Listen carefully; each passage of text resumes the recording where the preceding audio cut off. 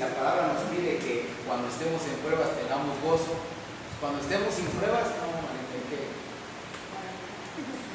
hay que estar muy, muy alegres.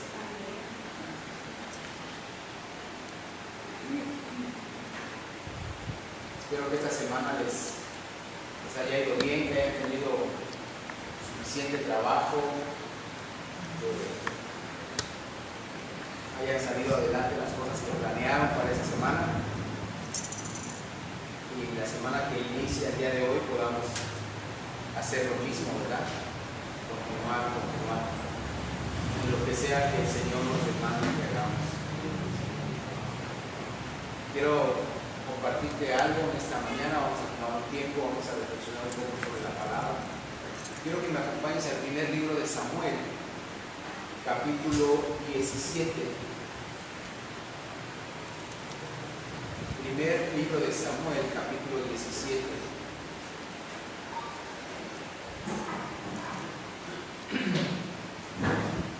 Versículo 37.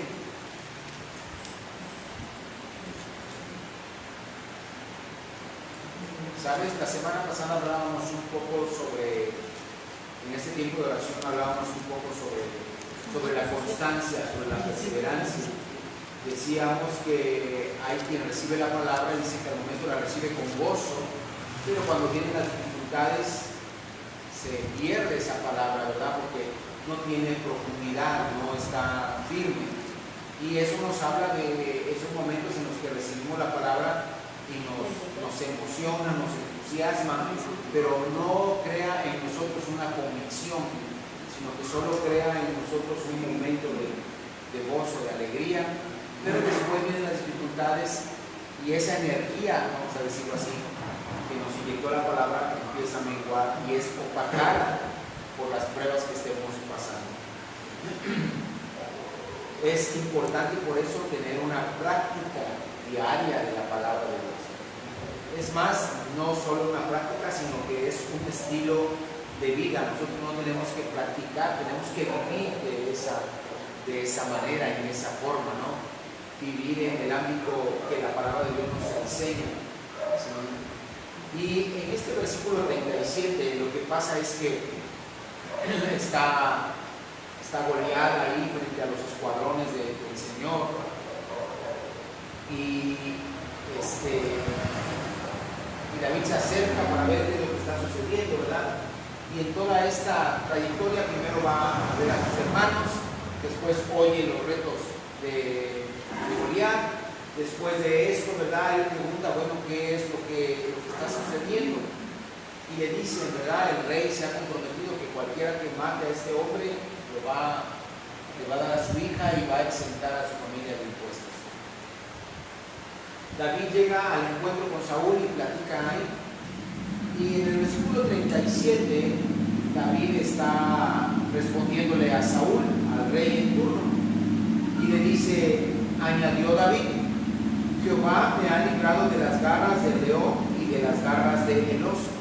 David está diciendo, ¿verdad? Él es el que me ha librado, Dios me ha librado. Él no está diciendo que es Él el que lo hace, sino que Él sabe que es Dios el que le da la fuerza sobrenatural y la capacidad de poder enfrentarse tanto al oso como al león. David es claro, Jehová me ha librado de las garras, ¿sí? Del oso, del león, de las garras del oso. ¿Qué quiere decir esto? ¿Sí? Bueno, cualquiera diría, ¿verdad? ¿Por qué si Jehová lo va a librar? ¿Por qué permite Jehová que se enfrente al oso y al león? ¿Por qué, verdad? ¿Por qué en lugar de librarlo mejor no le evita ese enfrentamiento? Es que Dios nos quiere enseñar a depender de Él. Y eso es lo que sucede, ¿verdad? A veces nosotros como padres le decimos que queremos evitar a nuestros hijos dificultades y adversidades cuando no debe de ser así. Debemos de hacer que nuestros hijos se enfrenten dificultades, que tomen decisiones, porque es la única manera en la que ellos van a aprender a sobrevivir. ¿Por qué lo digo así? Porque Dios así lo hace. Dios no nos libra de las situaciones estas. Dios permite que estas cosas pasen para que podamos aprender a depender de Él. Esa es la intención. Eso es lo que la Biblia está diciendo. Jehová me ha librado de las garras del león garras del oso. ¿Qué quiere decir? Dios permite que estas fieras ataquen sus rebaños y David salga a defenderlas para que David aprenda a depender de Dios y aprenda en momentos de dificultad a confiar en Dios y a echar mano de la fe. Él también me librará de la mano de este filisteo. Ahí vemos la dependencia. David sabe que es Dios el que lo ha librado y David sabe que Él es el que lo va a librar. ¿Sí? Entonces Él también me librará. Está hablando de dependencia. David depende totalmente de la provisión y del cuidado de Dios. Y dijo Saúl a David: ve y Jehová esté contigo. Y Saúl vistió a David con sus ropas, ¿sí? Y puso sobre su cabeza un casco de bronce y le armó de coraza. Y ciñó David su espada sobre sus vestidos y probó a andar, porque nunca había hecho la prueba. Y dijo David a Saúl: yo no puedo andar con esto, porque nunca lo practiqué. Y David echó de sí aquellas cosas. ¿Qué fue lo que hizo? Saúl vistió a David con la vestidura de la guerra que acostumbraban los reyes en aquel tiempo. Y David dice: yo no sé andar con esto, yo no sé ocupar esto. ¿Sí? ¿Qué quiere decir? David está entendiendo que su dependencia de Dios, ¿sí?, ha sido enseñada y ha sido capacitada. Él no depende de lo que Saúl le pueda dar, las herramientas que Saúl le pueda proveer, porque él no las practicó de esa manera. En otras palabras, David ha sido enseñado, ¿verdad? Ha sido enseñado constantemente. Y dice David: yo no he practicado esto yo no lo he practicado. No puedo andar con esto. ¿Qué quiere decir? La manera en la que Dios enseñó a David es muy diferente a la manera en que el rey, por muy buena voluntad que tuviera con él, no estaba enseñado y no estaba capacitado. ¿Qué quiere decir esto? Amado hermano, la forma en la que Dios nos capacita, las adversidades que nosotros podemos estar enfrentando hoy, cualquiera que sean, es precisamente ese entrenamiento el que necesitamos. No necesitamos ningún otro. Es precisamente ese el que necesitamos para enfrentarnos a la prueba que sigue. ¿Sí? Ayer teníamos una plática, me invitaron a comer y teníamos una plática ahí, y estaban hablando de algunas cosas. Y ellos decían la manera en la que ellos previenen el futuro. Y unos lo previenen acumulando, otros lo previenen no gastando, otros lo previenen cuidando. Y yo decía: bueno, ¿y en qué rubro entro yo? Porque unos decían: no, mi manera de prevenir el futuro es acumular. Yo acumulo, ¿sí? Yo guardo, yo junto, ¿sí? Lo que sea lo guardo, lo almaceno. Y esa es mi manera en la que yo me siento prevenido. Otro decía: no, yo ahorro, ¿sí? Porque el día de mañana me va a venir algo y tengo que tener ahorrado, ¿sí? Y otro decía: no, yo cuido lo que tengo lo cuido demasiado para prevenir el futuro, ¿sí? Entonces yo decía: bueno, ¿y dónde está? Ninguno de ellos fue capaz de decir: no, yo tengo mi confianza en Dios, que el día de mañana Dios me va a sostener, Dios me va a ayudar, y que si Dios permite que me pase algo, no me va a desamparar. Ninguna de las tres personas que estaban ahí dijo nada con respecto a Dios. Ninguno tiene su esperanza en un Dios que provee.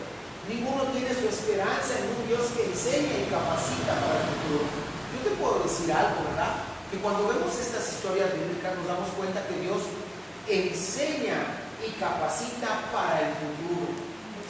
Enseña, te hace practicar para el futuro, amado hermano. No solo para que salgas de esa situación, sino para poder enfrentar lo que viene el día de mañana. David está muy consciente: ha sido Dios el que me ha enseñado y ha sido Dios el que me va a librar de la mano de este hombre, pero yo no he practicado esto. La enseñanza que yo he recibido nada tiene que ver con eso. ¿Qué quiere decir esto? Nuestra confianza no tiene que estar puesta en ninguna herramienta que el mundo pueda proveernos.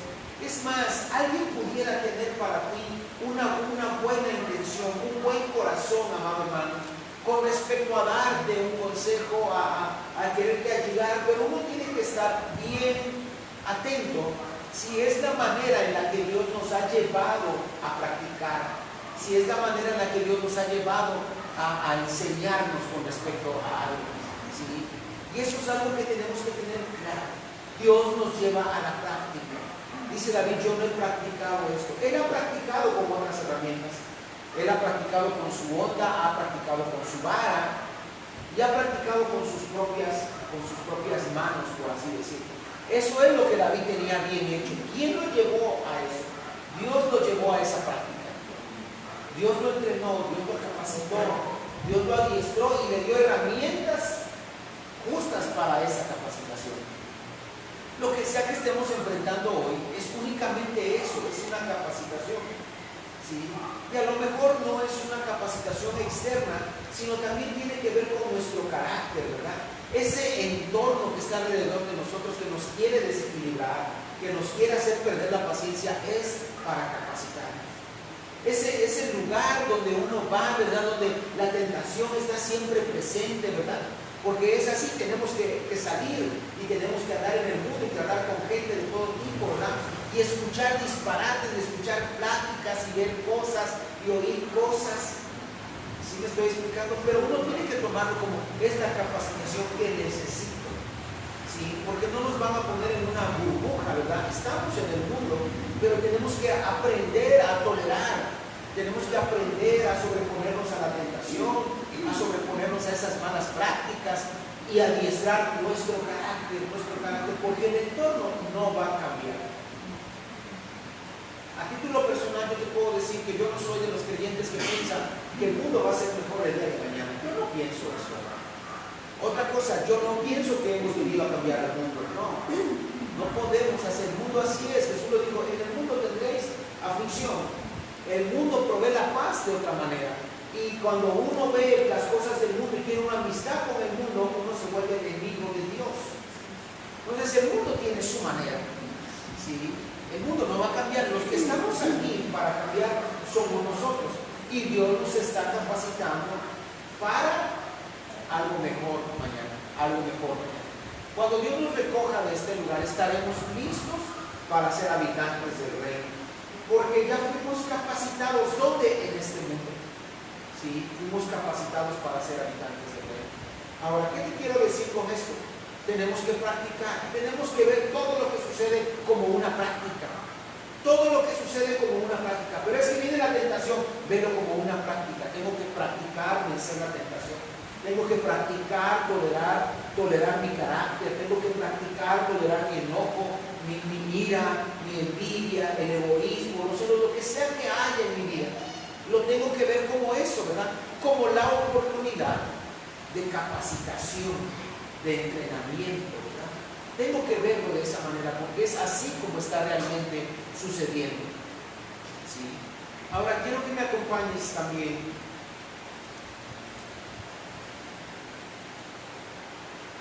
a Hebreos capítulo 12.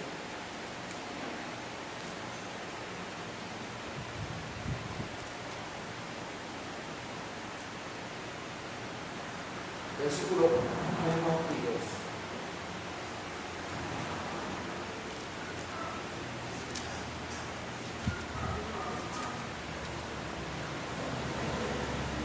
Hebreos 12, 1 y 2. Dice así la palabra, ¿estamos ahí?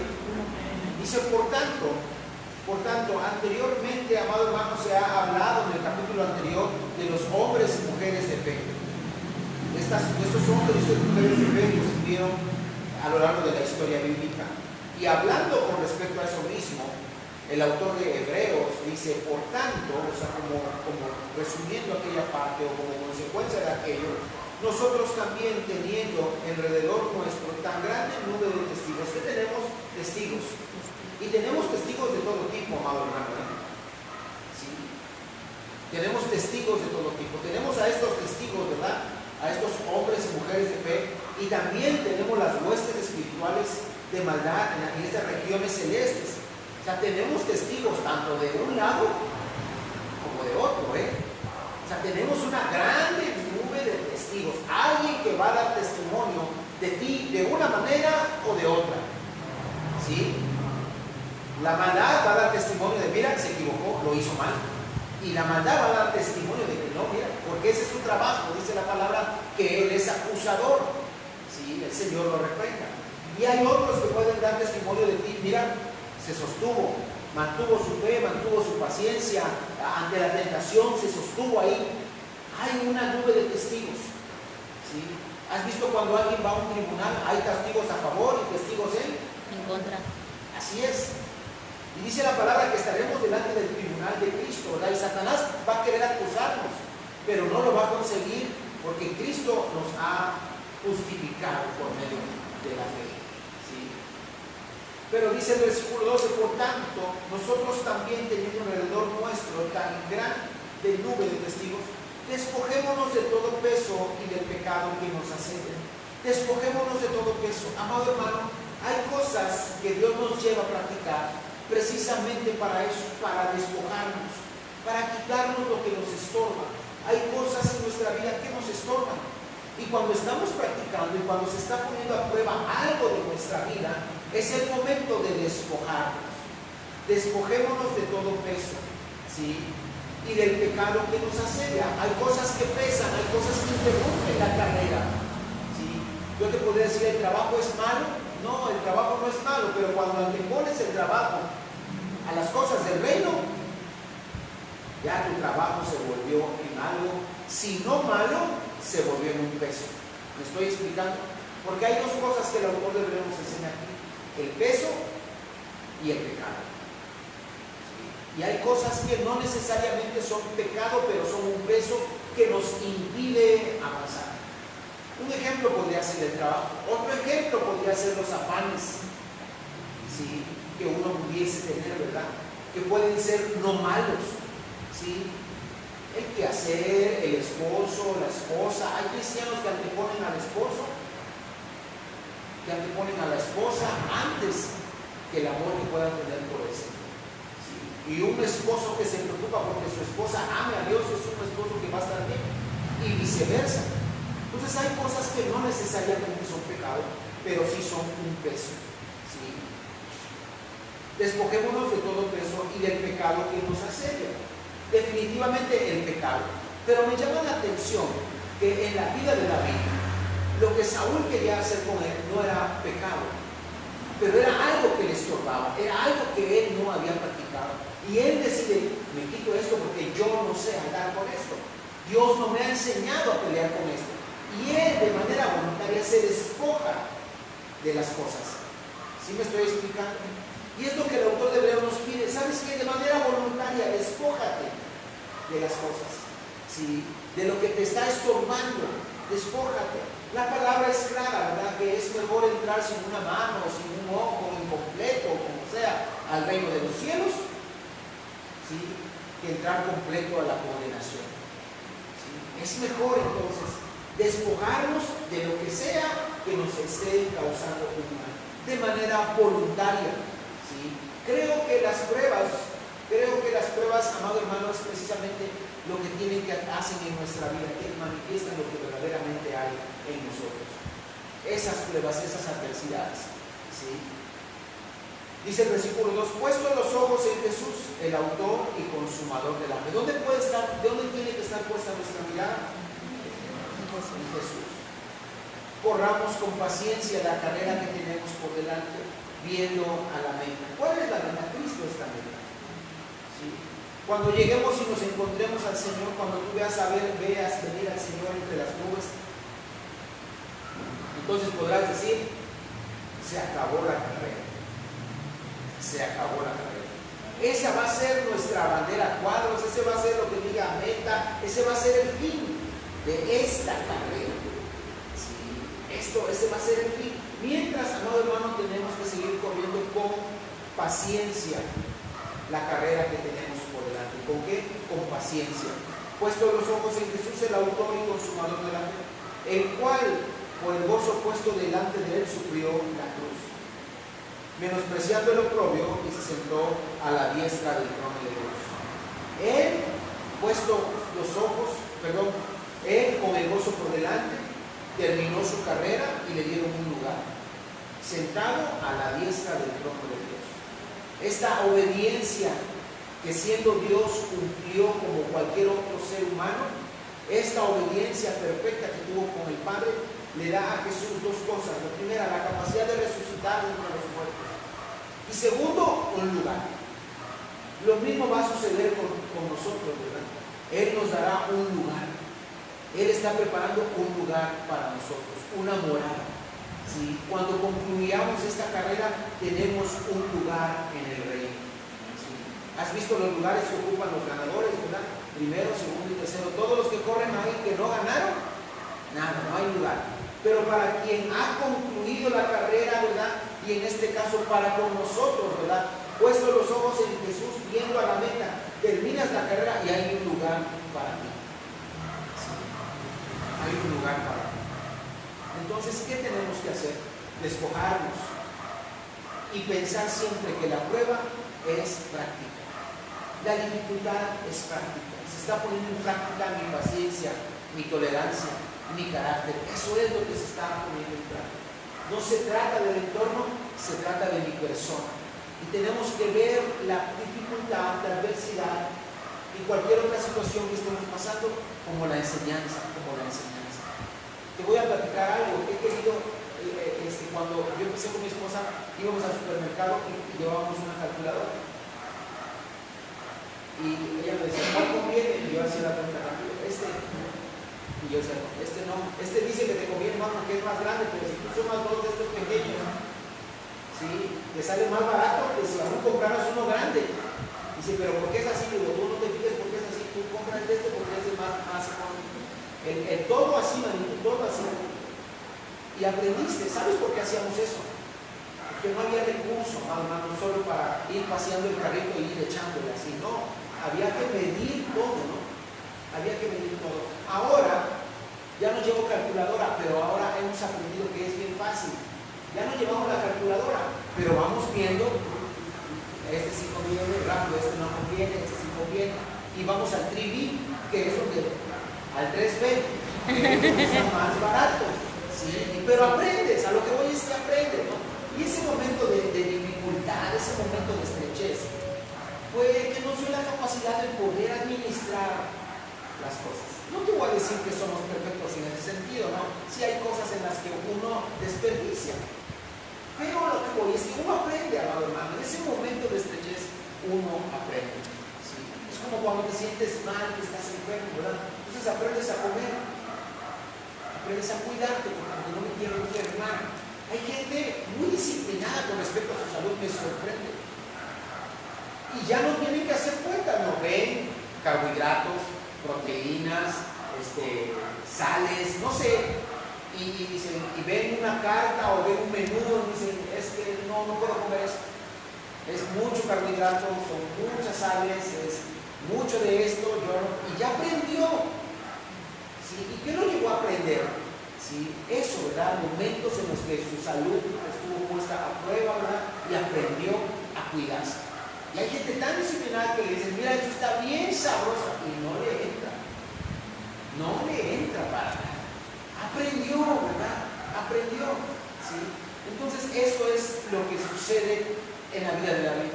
Dios le enseñó a David, mandaba el oso, peleaba con el oso, sacaba su onda, sacaba su vara, ¿verdad? Y peleaba con el oso y podía librar la presa. ¿Sí? Ahora, no creo que el oso no le haya dado 2 o 3 zarpazos. Yo me imagino una pelea, ¿verdad? Yo no sé si David tenía cicatrices.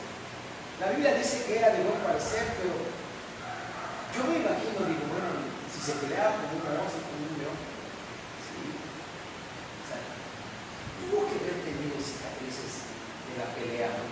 Tuvo que haber algo ahí en su vida, tuvo que haber algo en su cuerpo que marcó su vida más que su cuerpo, ¿no? ¿Sí?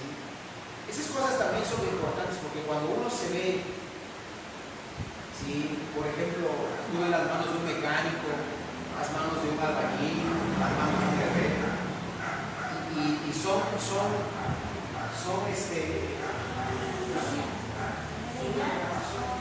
son su señal, son su buen caminado en vano, ¿verdad? Son sus marcas, ¿verdad? Son sus cicatrices de su batalla, ¿verdad? Y sabe hacer lo que sabe hacer, sí, porque te conviene. ¿Sí? Entonces, Pero cuando empezó no era así, ¿verdad? Cuando empezó no era así, se les picaban las manos, están clavando y se machucan, o se cortan, o en el caso de la femería se pican. ¿Sí me explico? O sea, pero ahora aprendieron, al principio no era así. Y todo eso fue un aprendizaje que les dejó. Que esas dificultades les dejaron un aprendizaje, ¿verdad? Esas heridas, esas lastimadas les dejaron un aprendizaje. ¿Sí? Creo que este momento en el que estamos viviendo, me refiero a la vida toda, porque realmente es un momento, este momento de nuestra vida, es eso, es solo capacitación, hermano. Es solo capacitación. Y tenemos que verlo así siempre, ¿sí?